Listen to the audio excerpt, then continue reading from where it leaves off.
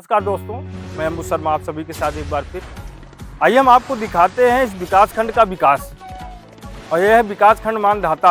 और मानधाता विकासखंड के अंतर्गत खमपुर के प्रधान की हकीकत, उनके विकास की हकीकत, इन ग्रामीणों की परेशानी से उनके विकास की हकीकत उभर के सामने आ रही है। आइए दिखाते हैं। एक नहर की पटरी है जिस पर तकरीबन 20 से 25 घरों का आना जाना है। हम कहें तो कई लोगों का आना जाना है, क्योंकि यहाँ पर खेती का काम होता है। सबके ट्रैक्टर हुए या बीज ले जाना हुआ, खाद ले जाना, सबका आना जाना इसी रास्ते से। और इस रास्ते की स्थिति आप देखेंगे तो यहाँ पर तो ट्रैक्टर की बात छोड़ो, पैदल चलना भी मुश्किल है, क्योंकि ये पूरा रास्ता बह गया है। और हम बताएं आपको कि बारिश हुए लगभग हफ्तों से ज़्यादा हो गया है, लेकिन यहाँ पर प्रधान की निगाह अभी तक नहीं पड़ी। यहाँ के ग्राम पंचायत अधिकारी शायद अभय पटेल जी हैं, उनकी निगाह नहीं पड़ी, विकासखंड के अधिकारी की निगाह नहीं पड़ी। क्या ये ग्रामीण इसी रास्ते से निकलेंगे? क्या यहाँ के प्रधान जी, यहाँ के सचिव जी इसी रास्ते से निकलते हैं? क्या उनके घर का रास्ता भी ऐसा है? क्या पब्लिक की परेशानी उनकी परेशानी नहीं है? जनता उनको चुनी है और जनता का विकास करना उनका मौलिक अधिकार है और कर्तव्य है उनका कि जनता का विकास, जनता को परेशानी ना हो। सबसे बड़ी चीज होती है विकसित भारत में आने जाने का रास्ता। हम आपको दिखाएंगे। ये है खमपुर का विकसित गांव। ये आप देख रहे हैं किस तरीके से यहाँ पर खड्डे हो गए हैं। यहाँ पर ईंट तो पड़ी है, लेकिन यहाँ पर पैदल चलना भी मुश्किल है। जानवर आने की तो बात छोड़ो। आइए हम ग्रामीणों से बात करते हैं, क्या कुछ कहानी है उनकी, क्या कुछ कहना चाहते हैं इस रास्ते के विषय में। क्या नाम है आपका? नमस्कार सर, मेरा नाम हिदायतुल्ला अंसारी है। मैं पूर्व प्रत्याशी खमपुर प्रधान प्रत्याशी रह चुका हूँ।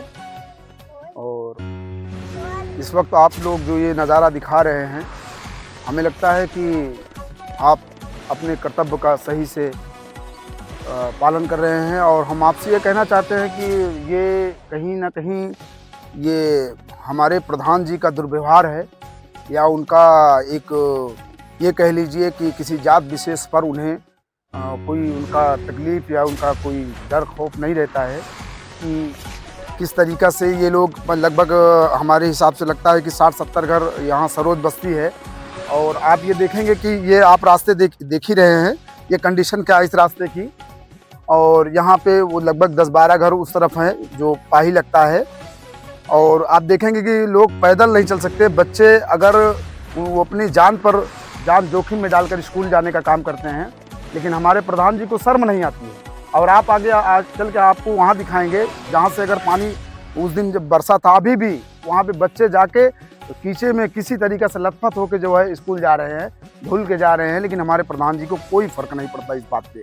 और ये उनका काम है कि 4-5 लेबर लेके इसी को सफाई करवाना, सफ़ेदी करवाना। और अभय पटेल जी हमारे सेक्रेटरी साहब का ये काम होता है कि उसको AMD बना के उसे पास करना और पास करा के पैसे का बंटाधार करना। यही उनका काम रह गया है। यही 5 साल उनका यही काम रह गया है। और कंडीशन ये है कि बेचारे किसी तरीक़े से अपना जो है क्या इस रास्ते पर पैसा पास कराए? बिल्कुल इस रास्ते पे पैसा पास कराए हैं। आप ये देखेंगे इस रास्ते, ये देख रहे हैं इधर जो घास, इधर दिखाइए आप, इस तरफ से उस तरफ से दोनों तरफ नाले। यहाँ से वहाँ तक ऐसे ही है, वहाँ तक का पूरा घर जहाँ तक लिखे के लिए पूरा ऐसे इकट्ठा हुआ है। यहाँ तक कि हमारे प्रधान जी का काम आप देखेंगे कि जहाँ पे पानी का निकाल होना चाहिए उस तरफ से इंटरलॉकिंग ना करा के, आप आगे भी आपको दिखा देंगे, दूसरी तरफ से करा के, जबकि जहाँ पे एकदम बेहतर है वहाँ पे इंटरलॉकिंग कराना। जहाँ पे लोगों का चलना दुभर हो गया है, वहाँ पे इनका काम नहीं होना चाहिए। ये इनका काम है। आप दोनों तरफ आप देखेंगे, इस तरफ उस तरफ पटरी जो है, जो कि कोई काम नहीं है। आप इसी पे जो है, ये तो आरिफ भाई जिला पंचायत सदस्य एक बार 10,000 रुपये वो अपने फंड से दिए थे, अपने जेब से दिए थे। ये जो ईंटा आप दिख रहा है, ये रोड़ी दिख रही है कि भाई डलवा लो, पिछले साल बारिश में किसी तरीके से आना जाना हो। क्योंकि ये तो खड़ंजा जो है वो अधिकार क्षेत्र में प्रधान के आता है, लेकिन वो जो है इस वक्त उनका बिल्कुल उन्हें कोई फ़र्क नहीं पड़ता। उनका अपने तरफ जहाँ समझते हैं, जहाँ बिल्कुल कोई ख़ास दिक्कत नहीं है, चला जा सकता है। लेकिन यहाँ पे आज 5 साल बीत गया, 1 साल अब 6 महीना प्रशासक के रूप में बीत गया, लेकिन इन्हें बिल्कुल नहीं लगता है कि ये लोग इसमें जाएंगे कि मरेंगे कि जिएंगे, इन्हें कोई फ़र्क नहीं पड़ता। यहाँ से वहाँ भी यही रास्ता, वहाँ भी ऐसे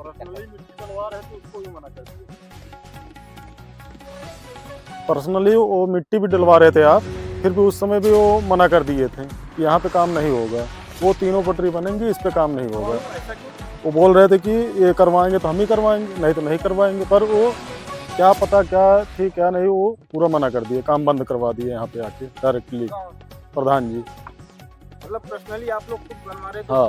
उसके बाद भी काम बंद करवा दिए। ये रास्ता कब ठीक रहा? अभी ये मान लीजिए बहुत हमेशा ही खराब था। ये तो अभी बारिश वगैरह, अभी बारिश हो गया तो ये लोग अपना ट्रैक्टर लगा करके किसी तरह माटी वगैरह फेंके थे। ये रास्ता जब से ये लोग यहाँ पे सदियों से रह रहे हैं, पूर्वजों से, तब से ये रास्ता ऐसे ही। फिलहाल पूर्व प्रधान हमारे ललन सिंह जी थे, उनका कुछ योगदान रहा कि उस तरफ जो है लगभग 50 मीटर खड़ंजा बिठवाए। और बाकी जब से ये प्रधान जी हैं, इनसे कई बार ये बस्ती के लोग कहे, लेकिन फिर भी इन्हें इनके कोई फर्क नहीं पड़ता इन्हें। क्या चाहते हैं? हम ये चाहते हैं कि ये मिट्टी डलवा के इस पे खड़ंजा बैठवा दिया जाए, यही ज़्यादा से ज़्यादा 20 मीटर 25 मीटर होगा। और अगर इस तरीके से काम हो जाए तो बच्चे जो है, नन्हे मुन्ने बच्चे जो है, वो पढ़ने नहीं जा पा रहे हैं, उनका पढ़ाई जो है बेकार हो रही है, घर पे बैठे हैं। और इस तरफ से लोग बाजार मार्केट कहीं भी जाना होता है, इसी तरफ नारायणगंज तरफ जाना होता है, लेकिन नहीं जा सकते। हालत ये है कि किसी तरीके से अपना पैदल जो है पीछा पान। कितना पैसा इसको पास करा दिया? अब इसका तो हम नहीं बता सकते, इसका बजट जो है, लेकिन यह है कि इस सेक्रेटरी और प्रधान जी को बाखूबी मालूम है, और आला अधिकारी को भी मालूम है कि इस पे कितना पैसा पास हुआ है, क्योंकि उनके पास एमडी गई है, सारी चीज़ें गई हैं, वो तो वही बता सकते हैं। अच्छा, ये रास्ता कहाँ से कहाँ जाता है? ये रास्ता यहाँ से स्टार्ट होकर वो बस्ती जो है, इसी ग्राम सभा बस्ती तक जा सकते हैं और जाजापुर जा सकते हैं। और बाकी वो अब इस रास्ते से सीधा उमरापुर जो 50 लोगों की बस्ती है, वो लोग जा सकते हैं।